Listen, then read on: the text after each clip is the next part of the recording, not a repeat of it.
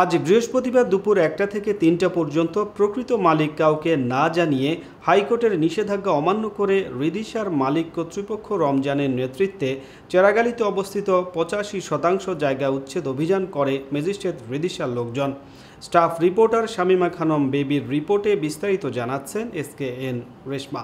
চেরাগালি মার্কেটের দোকান ভাঙচুরের ক্ষতিগ্রস্ত ভুক্তভোগী শাওন জানান, দীর্ঘদিন যাবৎ সিএমবির হাইওয়ে BIW কর্তৃক এসে রেকর্ডে 61% জমির মালিক ছিলেন তারা।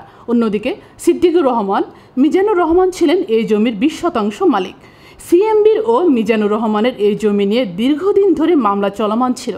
মামলা চলমান থাকা অবস্থায় 10 দিন শোকেজের কথা থাকলেও কাউকে কোনো চিঠি না দিয়ে, কোনো প্রকার নোটিশ না দিয়ে অবৈধভাবে রিদিশার মালিক এই জমি ভাঙচুর করেছে বলে জানান। এখানে অনেক বছর দোকান করি, এখানে কাজ করে খাচ্ছি। আমরা যেটা জানি, মালিক পক্ষ থেকে শুনছি এখানে 85% জায়গা আছে, এর মধ্যে 61% জায়গা হচ্ছে সিএমবি, আর 24% জায়গার মালিক হচ্ছে মালিক পক্ষ। এখন মিজানুর রহমান এবং নয়ন আছে ওনার বাতিজা, এবং সিদ্দিকুর রহমান আছে ওনার বোন জামাই, ওনারা মানে ভাই বোন সদস্য ওয়ারিশ সম্পত্তির মালিক ওনারা হয়েছে এখানে। এখন সিএমবি দাবি করে আছে পুরাটা জায়গা তাদের, এই নিয়ে তারা মনে করেন তাদের জোর খাটায় তারা জিনিসটা ভাঙছে। এখানে ব্রাক আর রিদিশা কি করে আসলো? এখানে ব্রাক রিদিশা আসছে কিভাবে?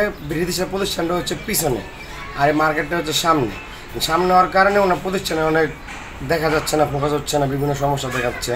ওনাদের জোরবল আছে, এই কারণে ওনারা লোকজন দিয়ে জিনিসটা প্রচার করা ক্ষতি রিপোর্ট করছে আমাদের ফ্যাক্টরির সমস্যা।